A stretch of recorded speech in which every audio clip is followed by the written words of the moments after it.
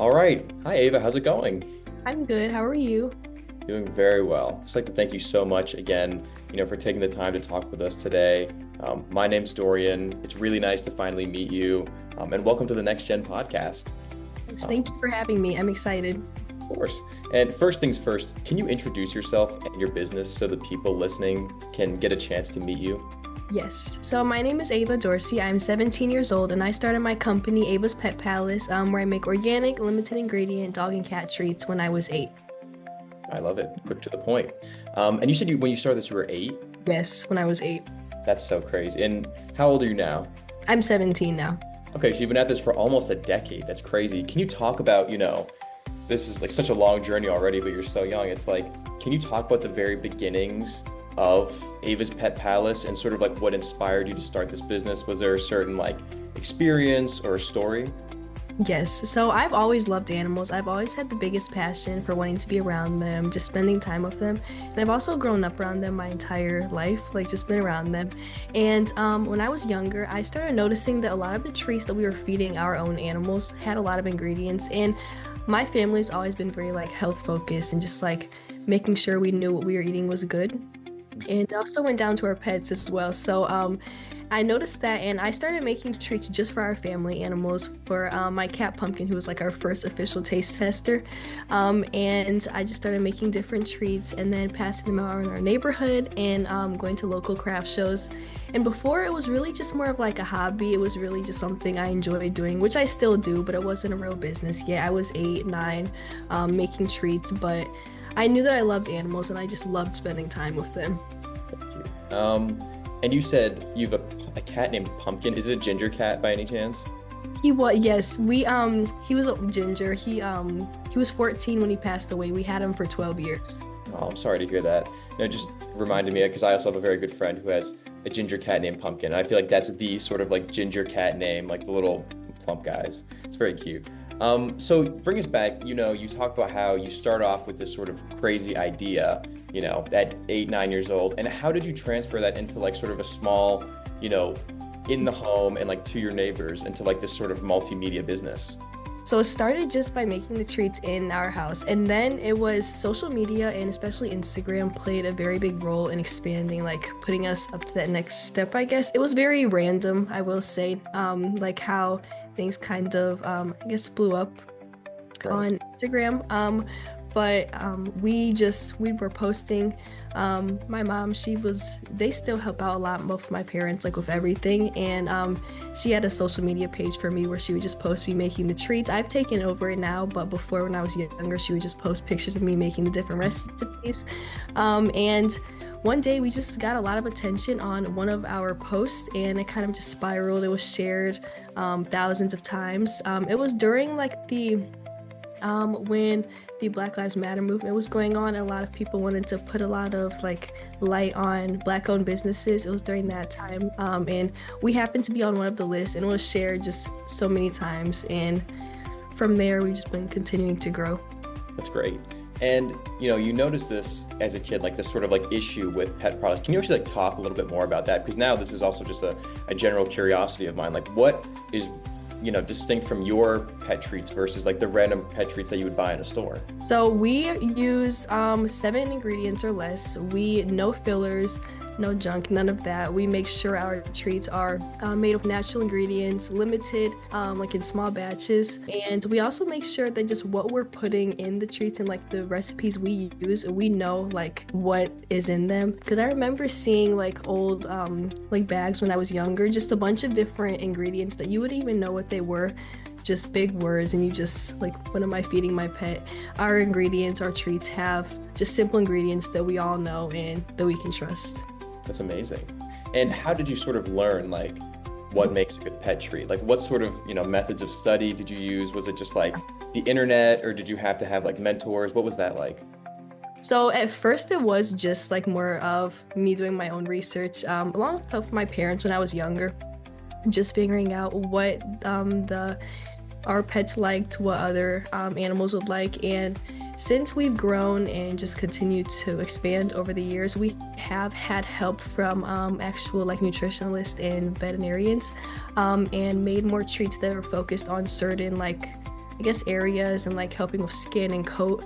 Like our first few treats are three biscuit treats are peanut butter, banana, and then cheese. Those three, they're still very good treats, but they're not exactly like targeting anything specifically. They're very like simple, but they're also the first recipes that I ever came up with, and we've kept them all these years, but we've definitely expanded and made sure that we have treats that now focus on like different things as well.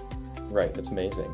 And you talked about this strong passion for animals in general that you have. Can you like speak a little bit more about that? Has this sort of been a lifelong thing? And how has your journey with pets and your connection to animals grown since you started the business? Yes, so this has definitely been a lifelong thing. I had my cat Pumpkin, and then also just a lot of family animals. We had our dog Rock. He was 22 when he passed away, but we had him for many years. He actually just showed up on my grandparents' doorstep. He was our first dog, like taste tester.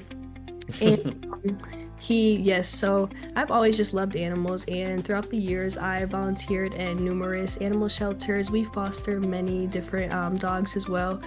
And that's really like that's my passion, animals. And I feel like without like actually having that passion to like fall back on and like knowing that I love animals and what I'm doing, there would be no Ava's Pet Palace because it has gotten like tough and we ran into challenges, but just knowing that why I'm doing what I'm doing and just like being able to fall back on that has made it a lot more just a better experience. And yeah.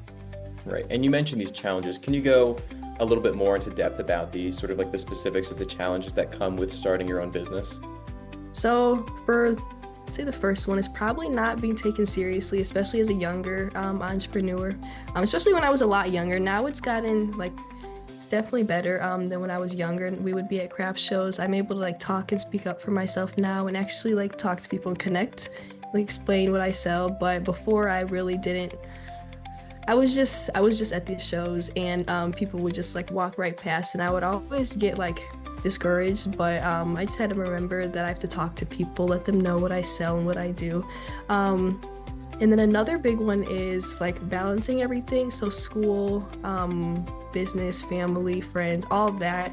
I just graduated high school, so that's very excited about that. But for the past 4 years, it was pretty tough. My parents are very big help with everything. My mom works full time for my business, so they do help a lot, but just balancing everything and finding time for everything.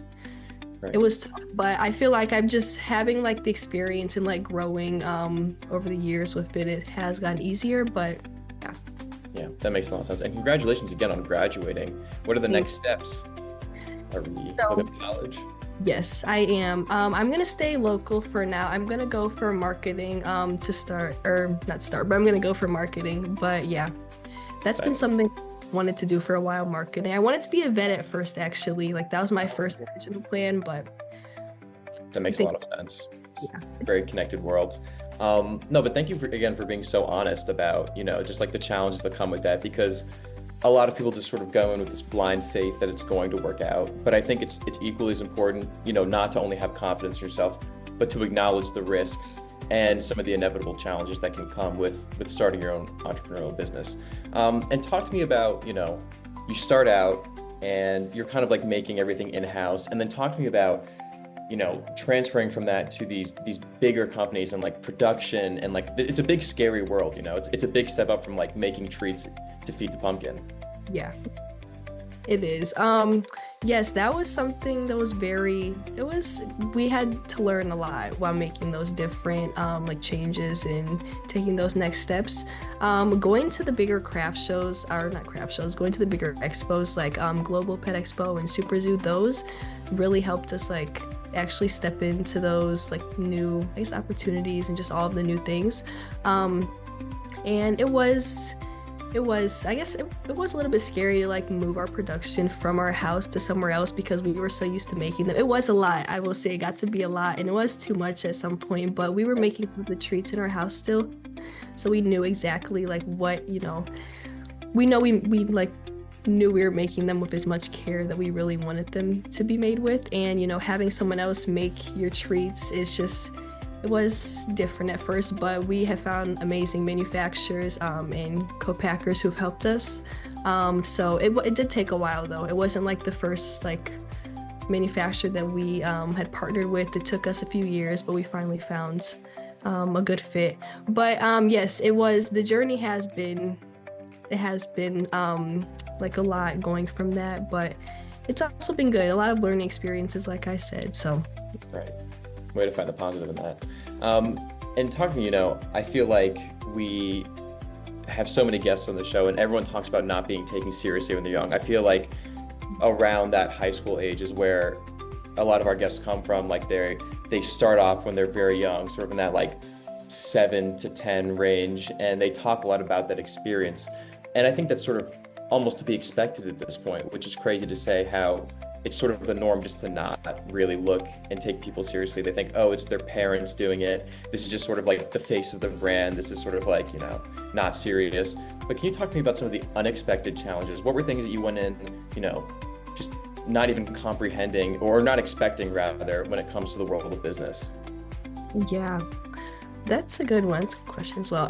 I would say a lot like let's say the power of like networking, I guess, and like that is a whole thing. Like that is probably one of the most important things in business. It probably is the most actually. Definitely the top 5. But just being able to network, I didn't realize how important that was gonna be. Just having those connections. It's not really like what is the saying? It's not what you know, it's who you know, I think. But that's very real, and just really learning that over the years.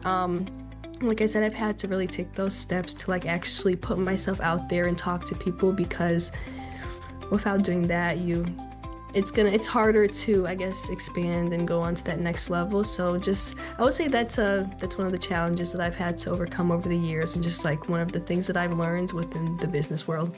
Definitely. I feel like that's such an unexpected part, You feel like once you get everything going, you get your business popping, then it's like, oh, now I'm just gonna, not have to deal with anything except within my own business. But there's so much like external affairs and conversation. And, how did you put yourself out there? What sort of networking tips and advice do you have for people, who might be around your age trying to start their own business? Networking tips. I would say just any like all the opportunities. Well, I will say I'm still very introverted. I'm still very like I get very nervous for like everything, all of the different speaking things I do and all of the different like media things. But I would say just putting myself out there. It sounds so simple, but just doing it, like not like backing away from like when I feel nervous about maybe I don't know, a certain interview, or I've had a few TV appearances that I would have, like before I did them, I would have definitely, not done them, but just like feeling so nervous that like I probably would have like ran and not done them had I not put myself out there and just done them anyway, because after it feels so like nice to just have that experience and just like feeling like you did something that you're proud of. But I would really just say putting yourself out there, like even if you feel nervous about something, even if you're feeling very anxious about it, or you feel like you can't do it, just knowing that you can. And yeah. I like that. I mean, if it makes you feel any better, I get nervous for like most of these anyways. And I've been doing this for like, a few months now. But moving on and towards the modern business, we've sort of looked at like the beginning now. Now looking at like your modern business, can you break down, the products that you provide now and how the process of not only making them, but all the products that you provide, like how has that shifted from when you just started up until now? Yes, so we still focus on mainly dog treats. We have a few cat treats, but not as many as our dog treats. So we have our biscuit treats, which are our like original recipes. And then those are the cheese, peanut butter, and banana. And then we also have our dehydrated treats and then freeze dried as well. So more recently, we've been moving into like the freeze dried space. And then we also have a few dog and cat treats, which we market like for both like animals. But we don't really have any specifically for cats that we make like with our manufacturers. So we have one cat treat that we still like make in the house. So it's not as, we don't really, not that we don't talk about it as much, but it's not on shelves yet. And we want to move into that space, more of the cat space. But I would say we've grown like from when we first started, just expanding into a lot of different treats. We started with just biscuit treats, like baked treats, moving into more meat treats as well. Those first ones, the biscuit ones, those were no meat in those, and we moved into that space. And then I would say also we have different accessories and like collars, leashes, things like that. We don't market them as much as we probably should. It's not our main like product, so it's not what we like talk about a lot, but we still have them. And then we also have a few like human things, well, hoodies, water bottles. So How do you come up with these new flavors and these new products? I mean, you talk about, I mean, clearly you're making like innovations within the field, like you're constantly like trying to revamp the formula and push forward. How do you keep coming up with these new ideas? And is there anything sort of in store that we can look forward to in the future? yes. So a lot of our new like products and things that we've put out more recently, they have actually come from like our customers and what feedback we've heard. So we make sure we listen to like our like community's feedback and like what they want, what their dogs liked and didn't like. So that's a very big like we really do we really what's the word? So we really like their opinions matter to us. I'll say it like that. So that's a way that we figure out what's next, and with trying different products. And then with what's new and what's coming up, I will say more cat treats. So hopefully some that will be able to be on the shelves. And we're looking at some new, I don't think I've actually shared this before, but little, so they have like the cat, like the squeezy treats, the liquid ones, or not liquid, but more like the loose treats. So we're looking into those, something different, but yeah, we'll see. How do you get this sort of community feedback? What sort of forums are you listening to? It's a very admirable thing. You know, I think most companies should do that, and not too many do. What is your main sort of feedback receptacle? So Instagram, so I'll just say like our Instagram community, we do a lot of different, like we're very active on Instagram and Facebook, but mainly Instagram, and active with our community, just different, we do a lot of different polls on our story, different things like that, but also more like, I guess, I don't know, more, I don't know what the word is, like one-on-one, I guess, or like talking to our customers with our ambassadors. So we have our ambassadors who, like they have codes for our like site and their like audience, if they buy the treats, that whole thing. So we really take their opinions as well. Mhm. And we just, we make sure we're just listening to them and like Right. feedback they have. So yeah. That's great. That's very admirable. I mean, so many companies, as I like literally just said, it just kind of makes me mad thinking about, you know, there's so many easy fixes and there's so much great customer feedback that I feel like is just going unheard to or unlistened to by these big companies. And I also think it's interesting how Instagram is sort of like your main platform there, because I feel like Facebook is for, you know, sort of like the oldest customers you can get, Instagram sort of the middle, and then like TikTok and, you know, whatever is sort of like the younger generation. But it kind of makes sense because I guess like the middle generation would have like their own pets and stuff like that. And just sort of in that same vein, advertising. What do your advertising schemes look like? Um, Actually, we haven't really done much except like more recently within the past maybe 2 months. We haven't really done a lot of like paid advertisement and like actual like actual advertisement. We do a lot of, like I said, the ambassadors that we have, our Palace Squad is what we call them. But we're trying to get into more advertisement now and like paid Right. advertisement. It's only me and my mom, and my dad, he works full time, so he doesn't like, he does a lot of the business, but he also has a Right. full-time job. So, and I just got out of school, so we try to do as much as we can in all areas, but it does get like, we have to focus on, you know, actually getting the orders out as well, because we still pack everything like at our house, all of the orders. So we do want to put more focus on the marketing aspects, but we're working on it now.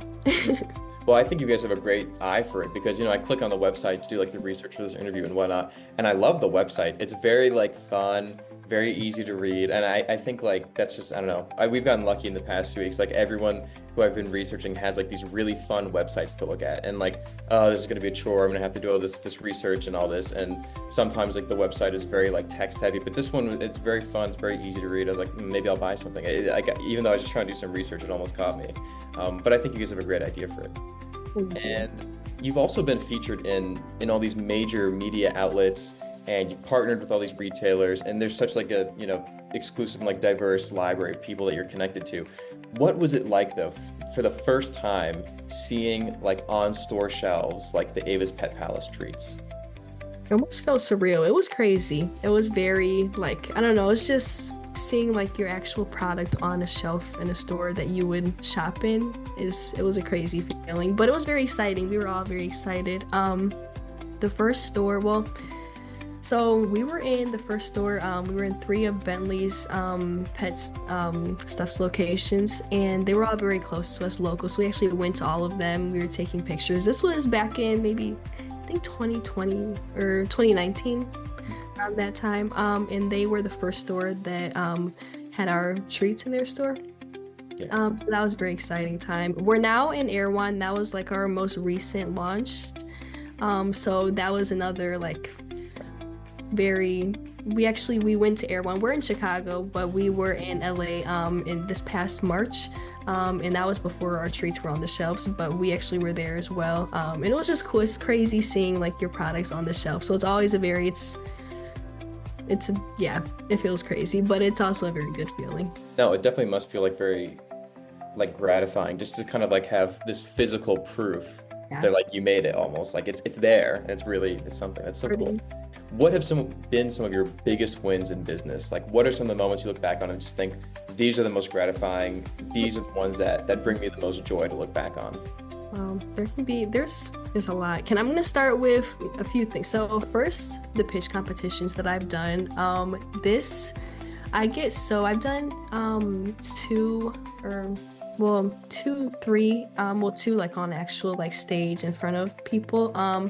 And those always like I get very, like I said, I get very nervous still, and just like the feeling after, just knowing that I was able to do something like that. It feels very good after like I finish doing those like different pitch competitions. And then just with business, seeing all the animals and pets on social media, our customers who share pictures with us, seeing them enjoy our treats, that just has to be one of the best feelings, because just knowing that they have been like supporting us for like so long, and their pets actually enjoy our treats and they actually want to buy our treats. That is just one of the best feelings. And just that we have a real community, like that is I love our community so much. And I'm excited to continue to grow it. But yeah, that's a very simple one, but I just feel like it's so like yeah. No, even though it's simple, I mean, it makes sense, I feel like it's very in tune with like your mission and sort of like the community that you're growing, and sort of the I don't know, but it makes sense to me. Even though it's simple, it makes a lot of sense. And you talk about, loving animals and helping the planet. Can you talk more about this mission, and like, what does Ava's Pet Palace stand for, and how you're trying to spread this mission not only through, pet food, but also in sort of like a general business idea? So our mission is to make the world a better place for pets, people, and our planet. So we making sure that we use doing what we can with sustainability, doing our part. We ship carbon neutral. We use post-consumer recycled bags, and we really just any aspect that we can. We try to make sure we're being sustainable with what we're doing, whether it's our ingredients, our packaging. We're actually looking at coming up with a line of upcycled treats, so that's something new. We're still working out all of the details, but yeah. So we also have our Pay What You Can program. I don't know if did I mention this earlier? Don't believe so, no. Which is just allows our customers to pay what you can for. I think we have two treats available, two of our biscuit treats, and because we think that all animals should be able to enjoy healthy treats and good treats, whether or not they like Yeah, we just want to make sure that everyone can be able to get our treats, whether, because we know that they are more on the like premium side and just having that option for people that need it. We recently added that and I'm glad we did. What does sustainability mean to you sort of personally? I think it is very important. I think sustainability is very important and something that should be focused on more. That's why we try to do what we can, like in any way with business. But also me, I'm very like I feel like I'm pretty. I don't know what the word is for like being. Green thumb, right? Yeah. Something like that. Yeah. Personally, I think I am pretty like good with making sure I'm doing good with like yeah. I guess what you said, like the green something. But yeah. So just in any way I can. Yeah. And you mentioned this a little bit before, but I'd like you to touch on it again. Is this balance of like school, friends, running a business, I'm sure like college applications, just all this like random stuff that like, a teenager has to go through. How do you balance all of this while maintaining a successful business? I would just say taking it one day at a time. I've tried, like, before I used to say like planning and making sure I had everything planned out, but sometimes that doesn't, like, my plans wouldn't always, like, it wouldn't exactly go on how I would want it to, like, on paper.